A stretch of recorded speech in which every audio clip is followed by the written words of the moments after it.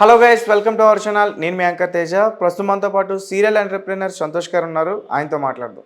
నమస్తే అన్న. నమస్తే. అయితే పవన్ కళ్యాణ్ గారు తీసుకున్న మినిస్టర్స్ అన్నీ కూడా ఆయనకి హోదా తగ్గవి కాదని చెప్పి కొంతమంది హాట్ కామెంట్స్ అయితే ఆయన మీద చేయడం జరుగుతుంది.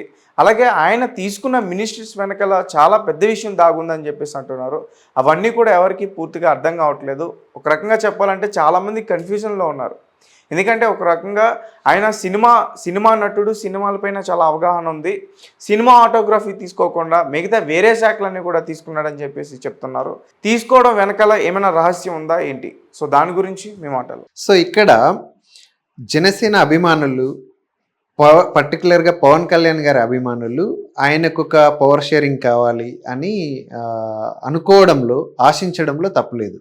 కాకపోతే ఏంటంటే పొత్తుల్లో భాగంగా ఆ కంపోజిషన్స్ అన్నీ కూడా ఏంటి అని అంటే అక్కడ ఆ కంపోజిషన్ ఎప్పుడు ఎలా ఉంటుందంటే అందులో పెద్ద పార్టీ కాంట్రిబ్యూషన్ ఏంటి, అదేవిధంగా జనసేన పార్టీ కాంట్రిబ్యూషన్ ఏంటి, బీజేపీ పార్టీ కాంట్రిబ్యూషన్స్ ఏంటి, ఆ విధంగానే అక్కడ కంపోజిషన్స్ చేస్తారు. సో ఆ విషయంలో పవన్ కళ్యాణ్ గారు ఏదైతే పోర్ట్ఫోలియోస్ ఆయన అడిగి తీసుకున్నారో, లేదంటే ఎంతైతే నెంబర్ ఆఫ్ పోర్ట్ఫోలియోస్ తీసుకున్నారో వాటన్నిటి విషయంలో ఆయన ఎప్పుడూ అసంతృప్తిగా లేరు. ఎందుకంటే ఆయనకు ఖచ్చితమైన ఒక అభిప్రాయం ఉంది. ఆయన ఆ అభిప్రాయాన్ని ఎలా డెవలప్ చేసుకున్నారు అంటే 10 సంవత్సరాల అధికారంలో లేనప్పుడు ఆయన ఏంటి అంటే రూరల్గా, అంటే మొత్తం ఆంధ్రప్రదేశ్ మొత్తం చుట్టూ ఆయన తిరిగి వచ్చారు. సో ప్రతి చోట ఆయన వెళ్ళినప్పుడు, ప్రజల్లో మమేకం అయినప్పుడు ఆయన ఆ ప్రజలు ఏం కోరుకుంటున్నారు, ఏది ప్రభుత్వం నుంచి, ప్రభుత్వంలో తన పాత్ర ఎలా ఉండాలి అనేది ఆయన కంప్లీట్గా ఒక డిజైన్ చేసుకున్నారు, కంప్లీట్గా డిఫైన్ చేసుకున్నారు. దాని ప్రకారం ఆయన ఎక్కడ స్టార్ట్ చేయాలి, ఎలా స్టార్ట్ చేయాలి, ఎలా ప్రొజెక్ట్ చేయాలి, ఈ 5 సంవత్సరాల టైంని ఎలా యూటిలైజ్ చేసుకోవాలి అనేది ఆయనకు 100% ఒక అండర్స్టాండింగ్ ఉంది. జస్ట్ లైక్ దట్ ఆయన ఏదో అంటే గుడ్డిగా తీసుకున్నది కానీ గుడ్డిగా చేసింది కానీ ఏమీ లేదు. 100% ఒక అండర్స్టాండింగ్తోనే తీసుకున్నారు. సో ఈ విషయంలో మనం ఆయన తీసుకున్న పోర్ట్ఫోలియోస్ తీసుకుంటే అరౌండ్ 7 పోర్ట్ఫోలియోస్ తీసుకున్నారు. అందులో 5 పోర్ట్ఫోలియోస్ ఆయన దగ్గరే పెట్టుకున్నారు. లైక్ పంచాయతీ రాజ్ శాఖ కానీ, లేదు అంటే rural development and rural water supply, అదేవిధంగా science and technology, environment, forest, ఇలా మొత్తం 5 శాఖలన్నీ, ముఖ్య శాఖలన్నీ ఆయన దగ్గరే పెట్టుకున్నారు. ఇది పర్టికులర్గా గ్రామీణ వ్యవస్థ, రూరల్ డెవలప్మెంట్, దీంతో లింక్ అయిన అన్ని కూడా ఆయన అక్కడ పెట్టుకున్నారు. ఓకేనా? సో అదేవిధంగా నాదెళ్ల మనోహర్ గారి దగ్గర ఏంటి అని అంటే సివిల్ సప్లైస్ ఉంది. అదేవిధంగా మన దుర్గేష్ గారి దగ్గర, కందుల దుర్గేష్ గారి దగ్గర టూరిజం, కల్చర్ అండ్ సినిమాటోగ్రఫీ ఉంది. సో ఇవన్నీ కూడా ఆయన ఒక ఉద్దేశపూర్వకంగానే ఆయన నీడ్ ఏముంది, ఎలా అంటే ఆయన అంటే ఫర్దర్ ఆయన ఏదైతే ప్రజలకు ఆయన ఏదైతే కమిట్మెంట్స్ ఇచ్చారో ప్రచారంలో భాగంగా, లేదు అంటే ఆయన ప్రజల్లోకి వెళ్ళినప్పుడు, ఆయన ప్రజల్ని కలిసినప్పుడు ఆయన ఏమేమైతే కమిట్మెంట్స్ ఇచ్చారో ఆ కమిట్మెంట్స్ని ఫుల్ఫిల్ చేసుకోవడానికి అవసరమైన శాఖల్ని ఆయన అడిగి తీసుకున్నారనేది నా ఉద్దేశం. ఓకేనా? సో మీకేంటి అంటే పర్టికులర్గా ఆయన గ్రామీణ ఏది వాటర్ సప్లై, వాటర్ సప్లై ఏదైతే తీసుకున్నారో అక్కడ ఏంటి అంటే చాలా చోట్ల మీకు ఒక కిడ్నీ బాధిత ఉద్దాన బాధితులు అని చెప్పి మాట్లాడుకున్నాం. అక్కడ ఏంటి అంటే అది కేవలం అక్కడ వాటర్ సప్లై కారణంగానే అక్కడ వాళ్ళకున్న ఇబ్బంది ఏర్పడింది అనేది ఆయన అబ్జర్వ్ చేశారు. అప్పుడు అక్కడున్న ప్రభుత్వాన్ని కూడా నిలదీశారు. ఇక్కడ మీరు ఏది సురక్షిత మంచినీటి పథకాన్ని అమలు చేయాలి అని చెప్పేసి, అది అప్పుడున్న ప్రభుత్వం చేతగాని తనం వల్ల అది చేయలేకపోయారు అని చెప్పేసి ఆయన అనుకున్నారు. ఒక్క ఉద్యానం అనే కాదు, చాలా చోట్ల మంచినీటి సరఫరా అనేది పూర్తి స్థాయిలో జరగట్లేదు రూరల్లో. సో ఆ వాటర్ సప్లై వ్యవస్థని నేను ఖచ్చితమైన గాడిలో పెడతాను. సో ఆ శాఖ నా దగ్గర ఉంటే దాన్ని కంప్లీట్ రివ్యూ చేసి, ఒక పద్ధతి ప్రకారం రివ్యూ చేసి, అక్కడున్న నిధుల్ని పూర్తిగా అక్కడ వినియోగించి దానికి కావాల్సిన అంటే ఎక్కడెక్కడైతే నీడ్ ఉందో 100% నీడిని ఫుల్ఫిల్ చేయగలుగుతాననే నమ్మకంతో, ఆ ఉద్దేశంతో, ఒక టార్గెట్తో దాన్ని పికప్ చేశారు. అదేవిధంగా గ్రామీణ వ్యవస్థల్లో చాలామంది ఏంటి మంచినీటి వ్యవస్థ ఒకటే కాదు, ఈవెన్ ట్రాన్స్పోర్ట్, పవర్, ఇలాంటివి చాలా అందక ఇబ్బంది పడతా ఉన్నారు. సో అదేవిధంగా రోడ్లు, ఇవన్నిటినీ నేను అంటే ఒక్కొక్క వ్యవస్థని అర్థం చేసుకొని దానికి కావాల్సిన అన్ని నిధులు అరేంజ్ చేసి వాటిని పూర్తి స్థాయిలో అమలు పరచాలనే ఒక ఉద్దేశంతో ఆ పర్టికులర్ ఏవైతే ఆయన తీసుకున్న పోర్ట్ఫోలియోస్ ఏవైతే ఉన్నాయో ఆయన అడిగి మరీ తీసుకున్నారు. అడిగి తీసుకుని అదేవిధంగా ఇక్కడ చూస్తే ఈవెన్ ఫారెస్ట్ ఏంటి అని అంటే మనకు ఏది ఎన్విరాన్మెంటల్ బ్యాలెన్సింగ్ అంతా కూడా ఏంటి అంటే ఫారెస్ట్ని మనం సంరక్షించడం ద్వారా మనము ఈ ఎన్విరాన్మెంటల్ బ్యాలెన్స్ చేయగలుగుతాం. మనకి ఇప్పుడు వాటర్ దొరకట్లేదు, ఎండాకాలం వచ్చింది అంటే పరిగెత్తాల్సి వస్తుంది. అది దేనివల్ల మనం అటవీ సంపదని ఎక్కడికక్కడ నిర్మూలించడం వల్ల ఇది జరుగుతూ ఉంది. అటవీ సంపదని కాపాడుకోవాల్సిన బాధ్యత మనకు ఉంది. సో ఆ ఫారెస్ట్ మినిస్ట్రీ కూడా నా అండర్లో ఉంటే అసలు ఫారెస్ట్లలో ఏం జరుగుతూ ఉంది, అక్కడ ఏమేం చేయాలి, ఏం చేస్తే మనం ఈ అడవుల్ని మనం సంరక్షించుకోగలుగుతాం అనే ఉద్దేశంతో ఆయన ఫారెస్ట్ని కూడా తీసుకున్నారు.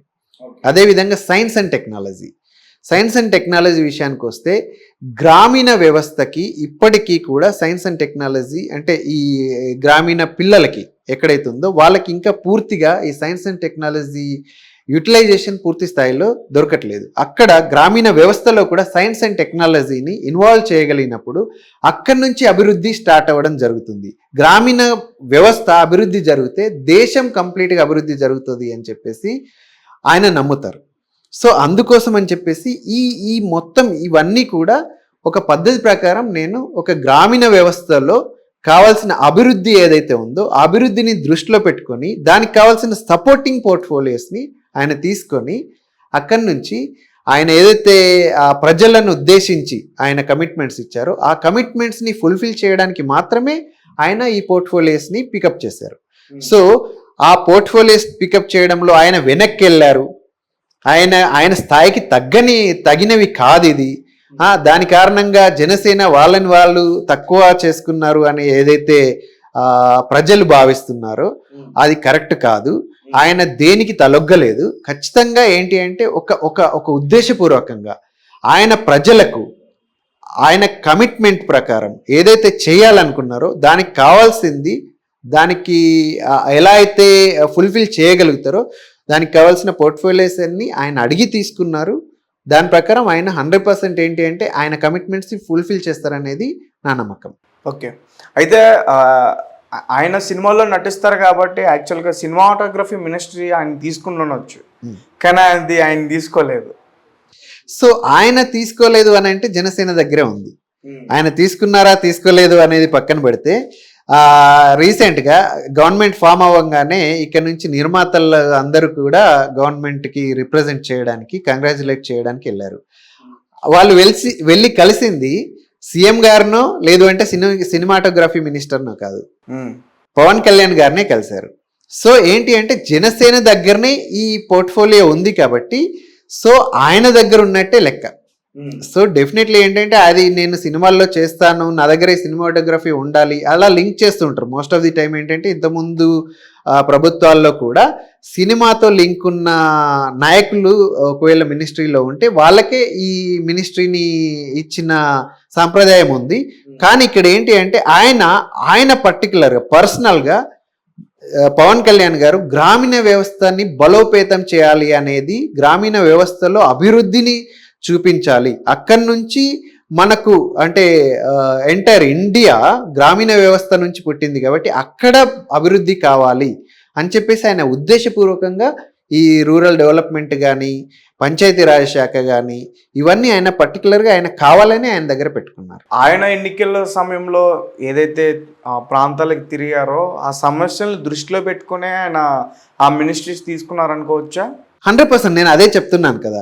ఆయన ఎక్కడెక్కడ తిరిగారు, ఎక్కడెక్కడైతే ప్రజలతో కలిశారు, వాళ్ళతో పొత్తులతో ఉన్నప్పుడు కాదు, పొత్తులకు ముందు ఈ ప్రాంతాలన్నిటికీ కూడా పవన్ కళ్యాణ్ గారు తిరిగారు. సో పొత్తులతో సంబంధం లేకుండా ఆయన ప్రజల్ని కలిసినప్పుడు ప్రజల నీడ్ ఏంటో ఆయనకు అర్థమైంది.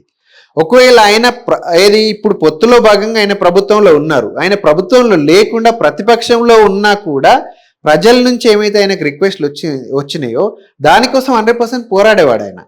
సో ఇప్పుడు పొత్తుల్లో భాగంగా ఆయన ప్రభుత్వంలో ఉన్నాడు కాబట్టి అక్కడ ఆయనకు అవసరం ఉన్న పోర్ట్ఫోలియోలను తీసుకొని ఆయన ఏదైతే ప్రజల కమిట్మెంట్, అదర్వైజ్ ప్రజల కోసం ఆయన కమిట్మెంట్ ఏదైతే ఉందో అది ఫుల్ఫిల్ చేయడానికి కావాల్సిన పోర్ట్ఫోలియోస్ని కావాలనే తీసుకున్నారు. అది అంటే కేవలం ఏంటి అంటే తెలుగుదేశం పార్టీ ఆయనకు అంటే సమంజసమైన ఈ పోర్ట్ఫోలియోస్ ఇవ్వలేదు అని ఏదైతే జనసేన అభిమానులు కానీ లేదంటే ఆయన అభిమానులు కానీ భావిస్తున్నారో అలా భావించాల్సిన అవసరం లేదు. 100% ఆయన బ్యాలెన్స్డ్గానే వెళ్తున్నారు అన్న. ఆ శాఖలన్నీ కూడా ఆంధ్రప్రదేశ్లో రోడ్లు కానీ ఇవన్నీ కూడా డెవలప్మెంట్ ఎక్కువగా చూపిస్తాయని నేను అనుకుంటున్నాను. ఆయన ఆయన నిన్న మనం మాట్లాడుకున్నట్టు ఆయన ఏంటి అంటే దాని మీద పూర్తి స్థాయిలో వర్క్ చేస్తున్నారు. ఆయన డైలీ ఒక 12 గంటల రివ్యూస్ నిర్వహించడం కానీ, ఆయా శాఖల ఆఫీసర్స్తో కానీ మాట్లాడే విధానం, ఆయన చేస్తున్న అనాలిసిస్ ఏదైతే ఉందో ఆయన ఖచ్చితంగా నాకున్న 5 సంవత్సరాలని 100% నేను యూటిలైజ్ చేసుకోవాలి, ఈ 5 సంవత్సరాల్లో ఖచ్చితమైన అభివృద్ధిని చూపించి ఒక మార్క్ని క్రియేట్ చేయాలనేది ఆయన 100% నమ్ముతున్నారు. కాబట్టి ఖచ్చితంగా ఊరూరా అంటే ఆంధ్రప్రదేశ్లో ప్రతి చిన్న పల్లెటూరికి కూడా రోడ్ల సదుపాయం, మంచినీటి సదుపాయం, పవర్ ఇవన్నీ కూడా నెక్స్ట్ 5 yearsలో ఫుల్ఫిల్ అవుతాయి అనేది నేను 100% ట్రస్ట్ చేస్తున్నాను. ఓకే అన్న, థ్యాంక్ యూ సో మచ్.